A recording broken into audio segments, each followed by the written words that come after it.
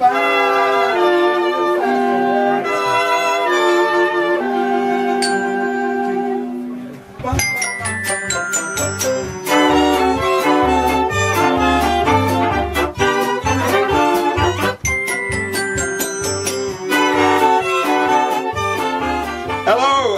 to the Soldiers of the Swing YouTube show. Yes, each month we're going to have a special guest on. We're going to have a round of games with Tom Glomerate. It's going to be a lot of fun. Yeah, we'll be singing a few songs along the way as well. We book the acts. Should we just get on with the show? Probably for the best.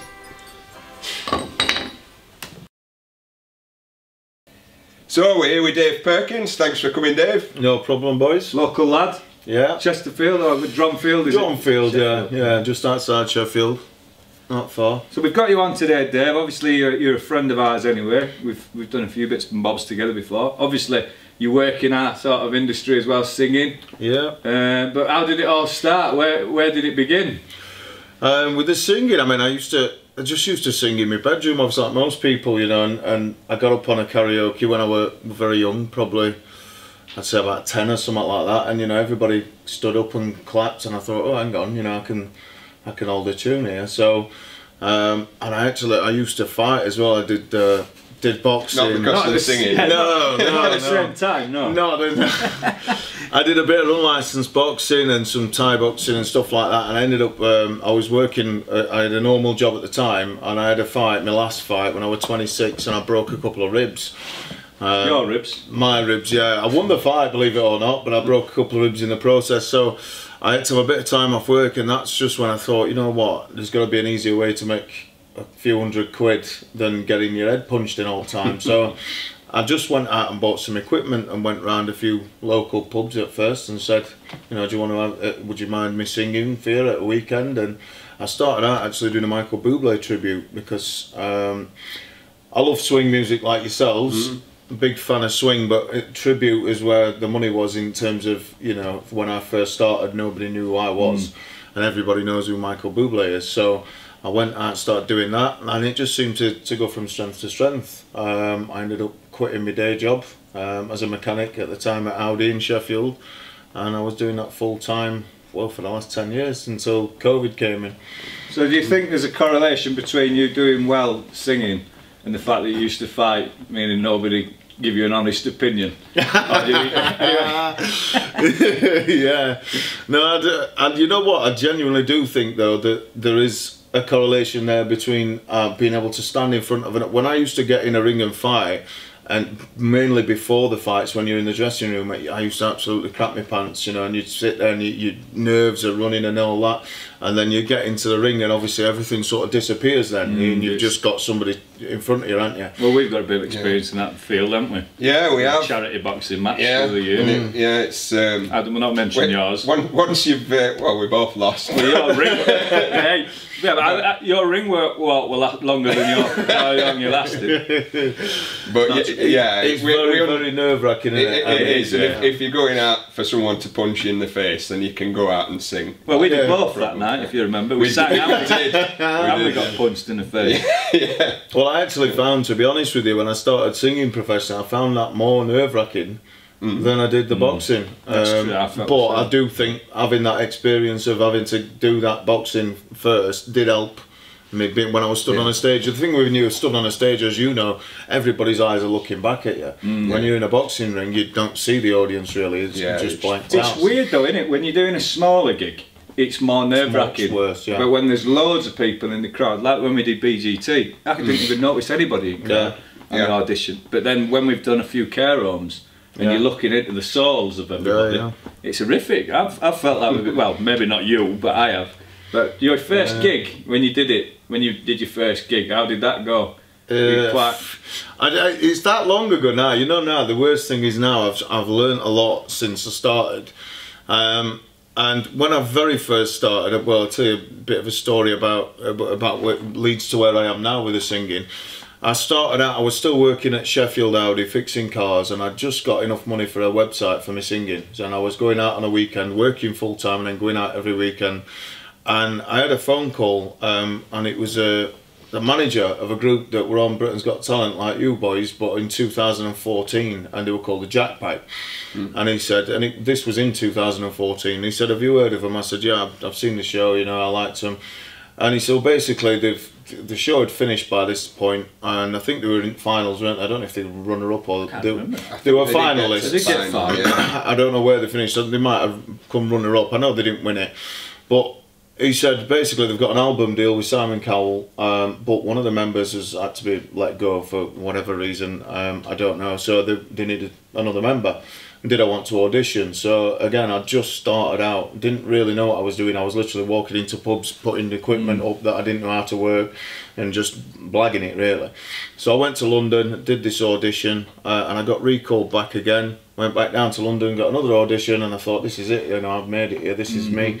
And I lost it, I didn't get it. Very talented Irish fella called Martin John McCafferty, very good at piano, guitar, good singer, good looking guy. He got the job and he got the album deal with them and everything. And I just continued doing what I was doing. I built it up a bit to the point where I could leave my job, and I was just singing full time. I was up and down the country. I did Glasgow, Essex, all over. I went to Italy and sang at a wedding. So I learnt it all on the job. Do you know what I mean? I learnt how to control the sound, you know, just from practicing. I learnt how to talk to an audience and hold an audience, and obviously learnt how to improve myself as a singer as well. And then 8 years later, I get another phone call, which brings us up to now, like last year, and it's basically the same guy, and he's saying, "Oh, we remembered you from you coming and auditioning, and we now need somebody." They're doing a lot of cruise ship work and some, like, you know, award ceremonies and stuff like that, and a couple of the members are busy with other things at the minute, so I've been roped into doing that. So I've been on a few been roped into well, no, to be honest, you probably don't know about this. You don't know about this, but might not have mentioned it, but I've been watching him, not in a creepy way, but I know that he's been bouncing around. You've been all over the place, haven't you, recently? Like, you've been, where are you going next month? Oh, you went to Singapore recently, didn't you? You got back from Singapore on 30th of October, and then in February they're flying us to Bangkok, and then we're sailing to Singapore, and then we're flying to New Zealand, and then sailing to Sydney, and then flying back from Sydney. So there's 2 ships we're doing there. It's a horrible life, isn't it? Oh yeah, yeah, I feel so, no, but it's a really good opportunity, and I'm really grateful for it. But it just goes to show you about, like, now when I look back at when I did them first auditions for that group, I realise now how bad I were. Exactly. But I didn't know that at the time. I thought I were brilliant. But now, because I'm learning so much, and we're doing harmonies as well, and they're all very good professional singers. And they're very picky about how things have got to be.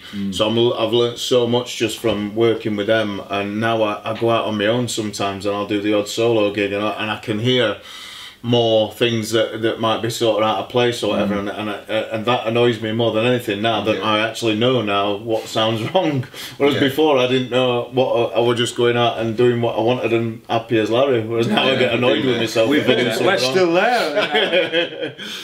Yeah, but it gives you a good grounding. You go out and you're doing, like, your sound and everything else, and then when you're working with other professionals and that, and it all feeds in, doesn't it? And it's every time we do a gig we learn something, don't we? Absolutely. But this is why, you know, when you see, you know, the really big stars in the singing world, they tend to sort of get a bit funny about the talent show acts and stuff like that, and you can sort of understand why now, when obviously you're in a position you're in now, after a few years of us doing it as well. You can see that you need to have those few years where you are in the clubs and the pubs, and you're cutting your teeth and you're learning those essential skills, because it puts you in a position where you are now. Do you know what I mean? You can walk into that and sort of be at that level, because there's a difference between just having a raw talent as a singer and knowing how to set your speakers up, where the sound levels are, how the big one is talking to a crowd as well. It's not just about singing. I think that's massive. I mean, a lot of the guys that you see, not yourselves included obviously, but people that you see on these talent shows, and they've got great voices, and they're very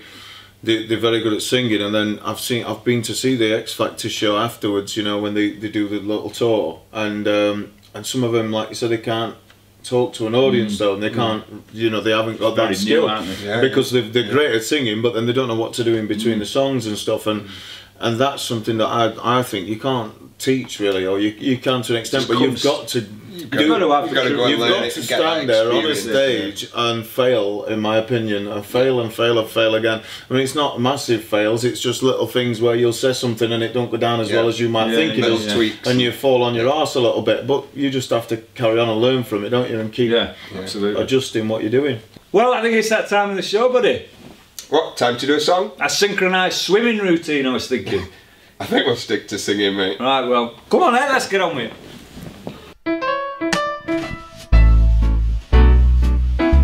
Longest intro in the world, Vince. Now we moves. What do you call that? I call this one the lasso. The lasso? Throw the elbow. Yeah, you get a bit more purchase with that kind of thing. And a bit of a swing in the knee as well. Come on in. Let there be you. Let there be me.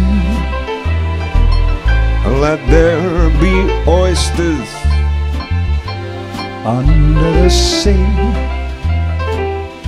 Let there be wind, an occasional rain, chili con carne, sparkling champagne. Let there be birds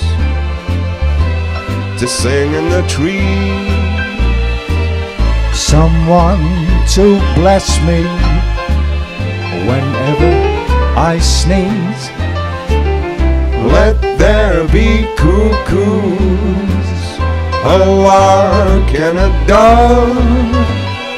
But first of all, please let there be love.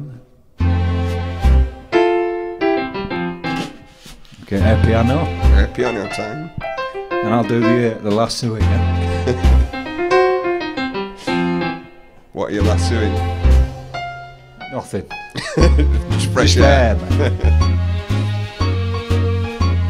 Throw the knee as well. And air lasso. Here we go.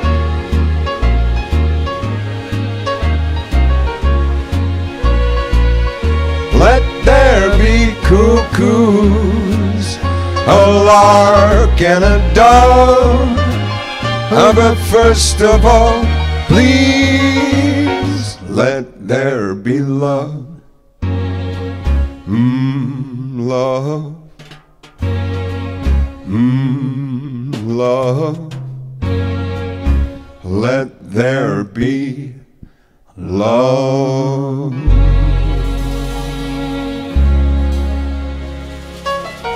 Hey!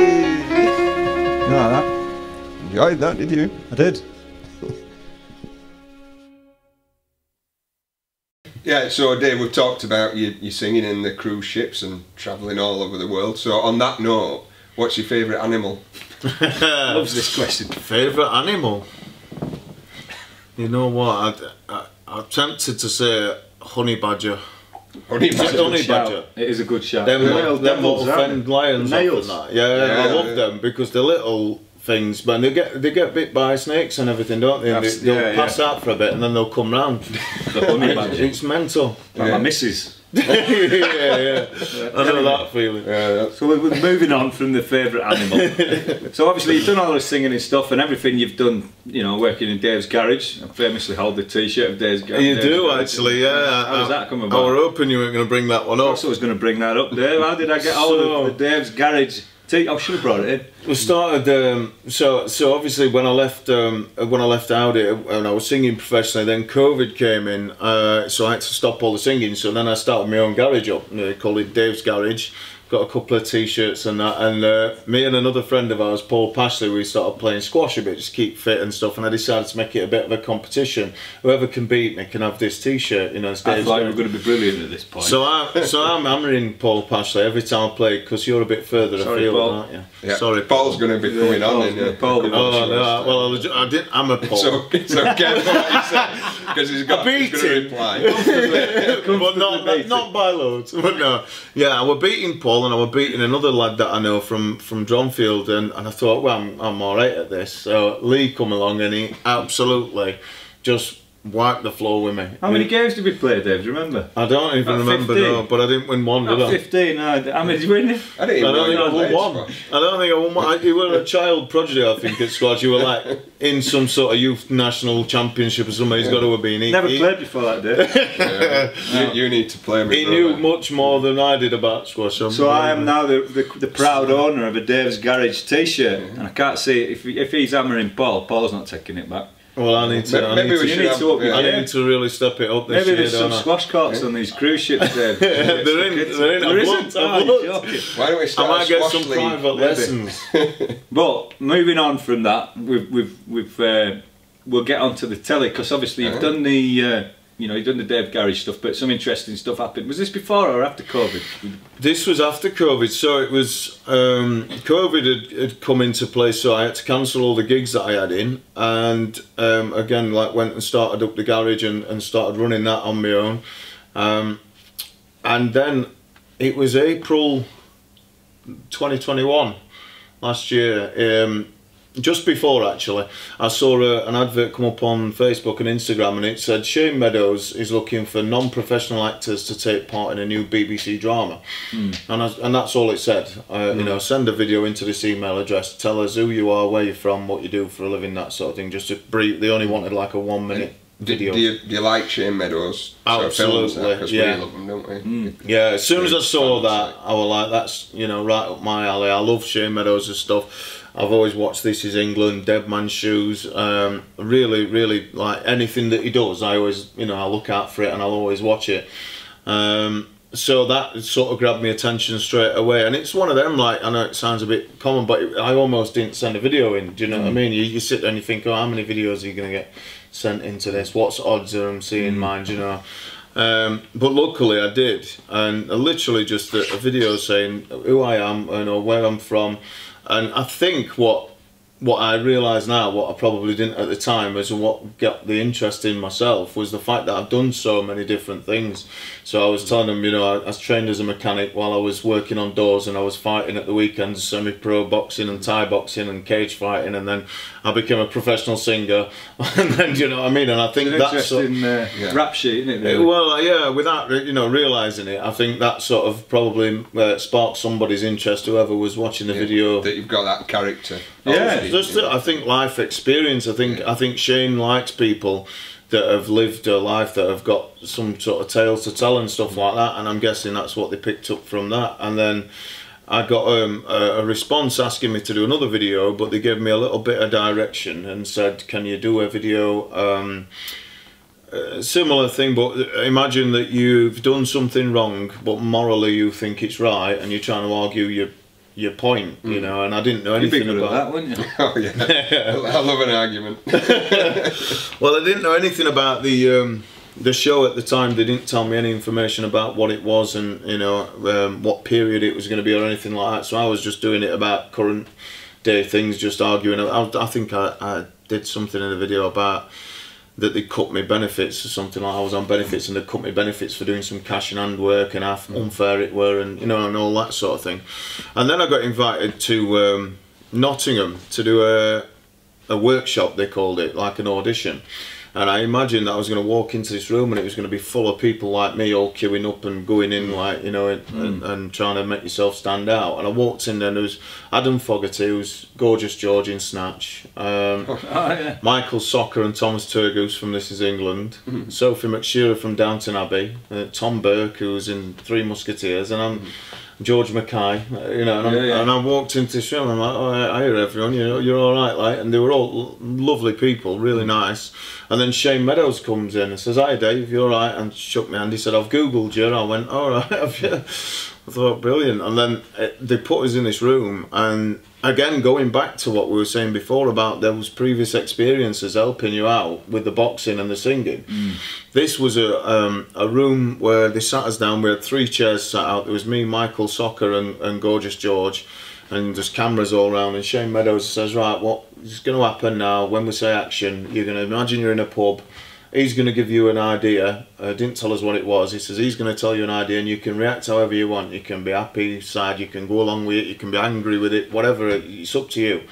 And that was it. And he's like, right, action.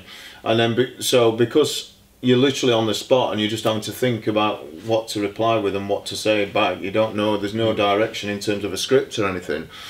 Because I've been used to being on a stage and having to make things up as I'm going along to talk to an audience, and and being in a pressure position of having somebody trying to punch my head in, I think that's why I was comfortable in that position. It didn't, you know, I didn't panic, I weren't nervous too much, and yeah, it went from there. I got invited back again, and this time we stayed there for a week doing different bits and pieces, and in the end, the role that I was originally sort of put forward for, if you like, or Shane wanted me to be, got taken by somebody else from Peaky Blinders, and he actually gave me a name. As we had to write some backstories, and he gave me a name that I'd never heard. The name wasn't in the. There's a book that this show's about. Sorry, I'm going off a bit.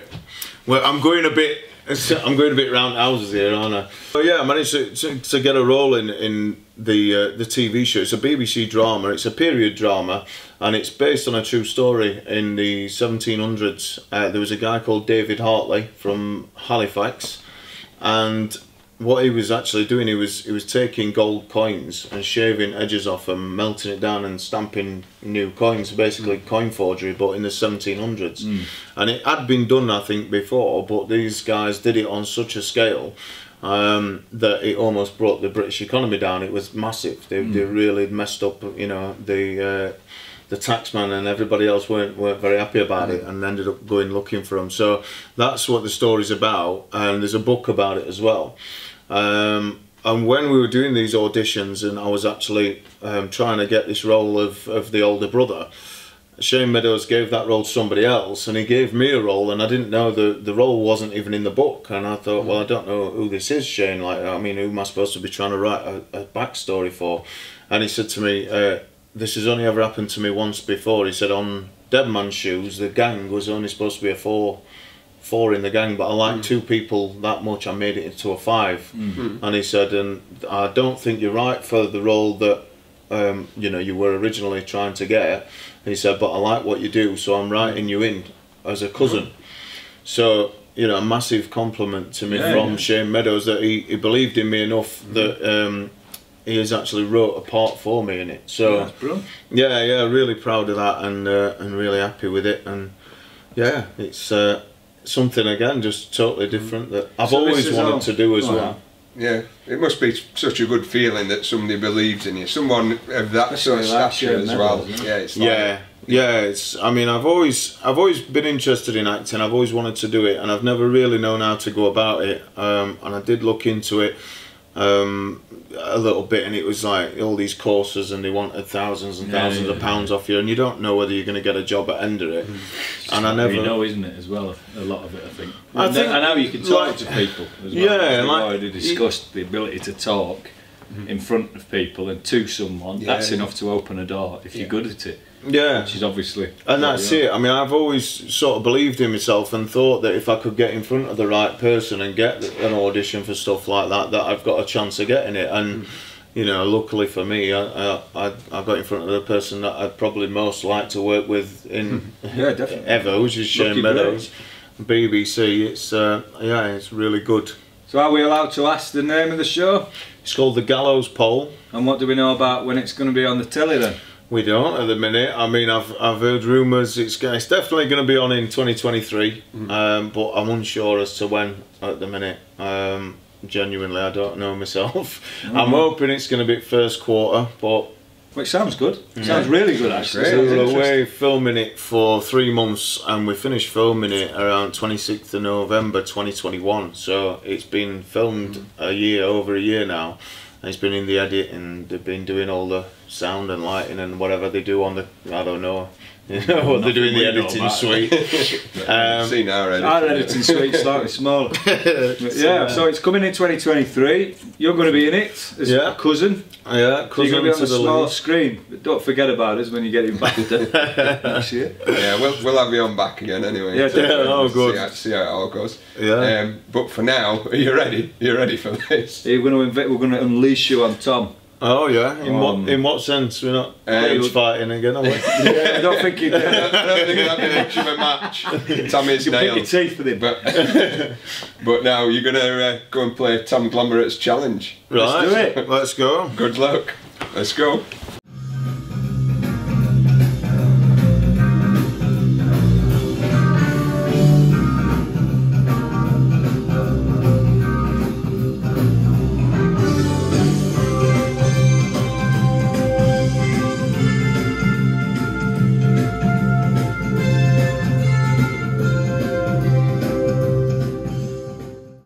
Hi ladies and gentlemen, I'm Tom Glomerate and I would like to welcome Dave Perkins to the show. Good evening. Right Dave, here I have Who Am I? It's a game of you have to guess who you are by saying yes or no. You have 60 seconds for each post-it note and you have 5 post-it notes. Are you ready? Yeah. Okay then, let's get started. You're going to stitch me up on some of these, aren't you? Make sure I stick some. Okay, go. Am I a woman? No. Am I a man? Yes. Am I a singer? No. Am I an actor? Yes. Am I from action films? Yes. Am I Arnold Schwarzenegger? No. Am I Sylvester Stallone? No. This is harder than I thought. Am I Bruce Willis? No. I need to narrow it down more, don't I? Oh God.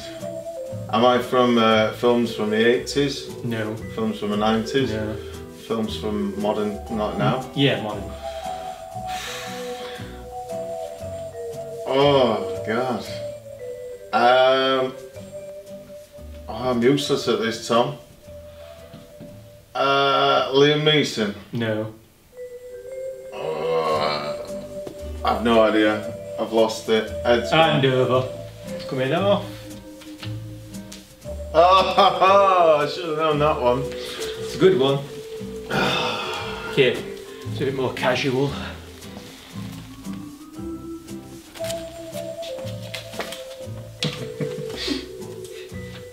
You've seen a blue post-it note before. No, it's the first one on me. Okay, when you're ready, go. Am I female? No. Male? Yeah. Am I a singer? No. I'm going that same route here, aren't I? Am I an actor? Yeah. This again. Am I a current actor? Yeah, but you've got some older work. Am I alive? Yeah. Am I in action films? No. Dramas? No. Love stories? No. Comedies? Yes. Am I English? No. American? Yeah. Adam Sandler? No.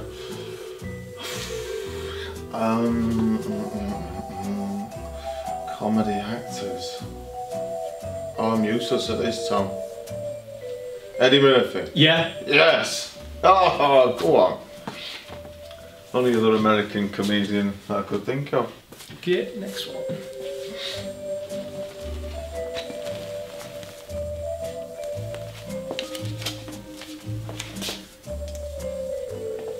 Okay, go. Am I male? No.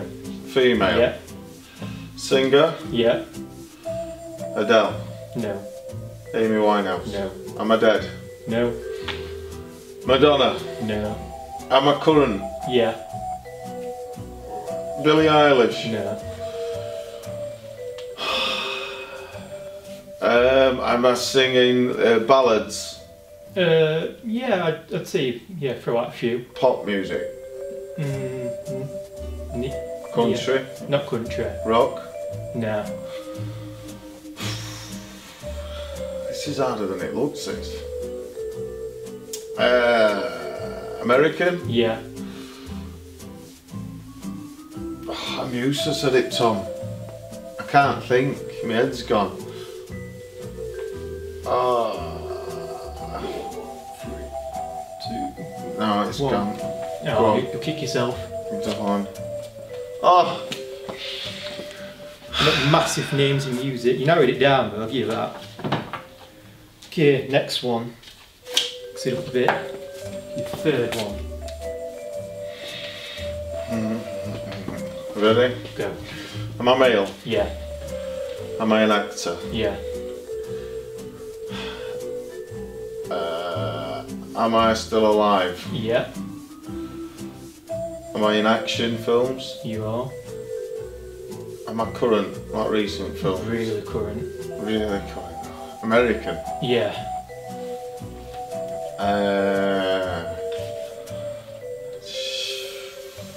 can't even think of any. I'm on spot, Tom. You've done me in. American current actors. I've lost it. I've lost plot. I really can't think. I can't think. My mind's gone. Liam Neeson, we heard before. But it was a countdown. Keanu Reeves. Yeah. Yeah. Yeah. Get on. We're at speed. When I said countdown. Ah, no, just only person I could think of. Genuinely. That's like the second time you've done it. You pulled it in like last 2 seconds. All right. Okay, Dave. So this is your last one, and if you don't get it right, you will be deported. All right. Lovely.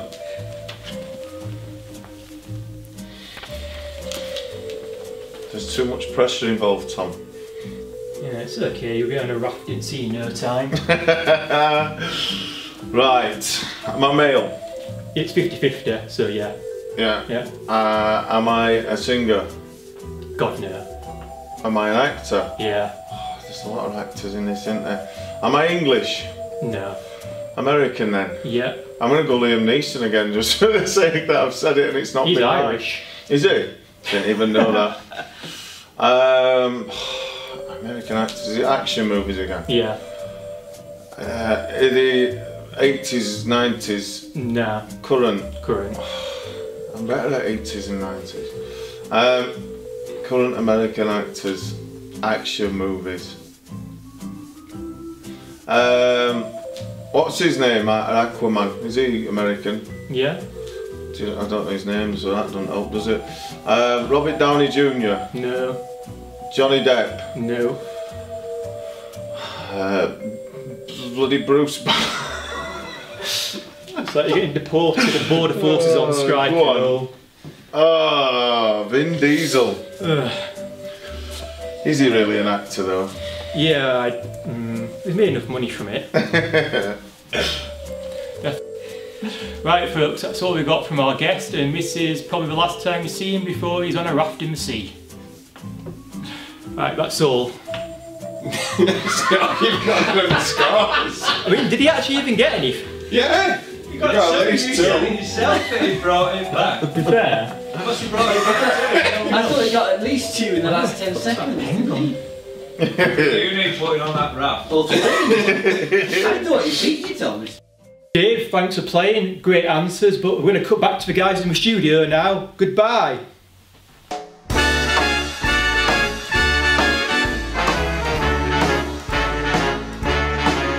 How lucky can one guy be? I kissed her and she kissed me.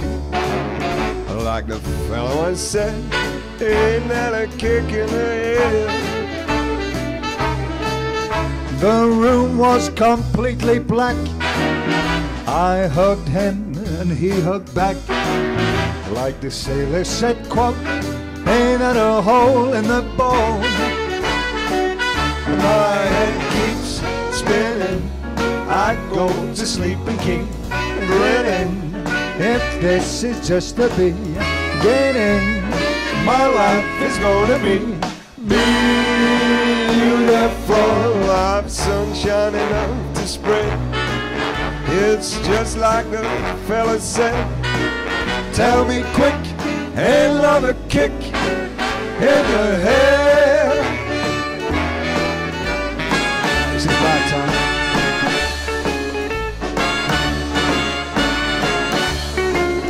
Like the fellow once said, ain't that a kick in the head?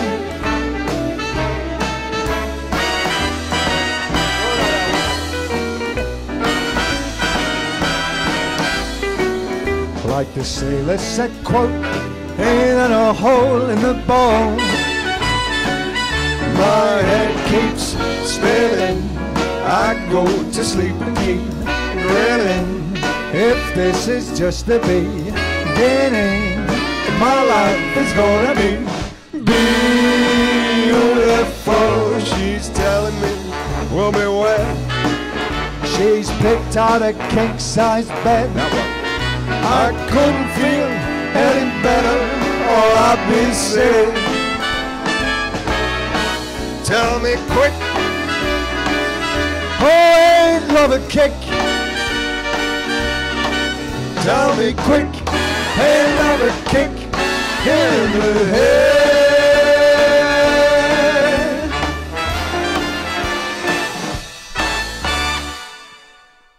thanks for watching everyone. And that is the end of this month's show. So we'll see you next month. Thanks for watching. If you enjoyed the show, please like and subscribe. I want your subscription.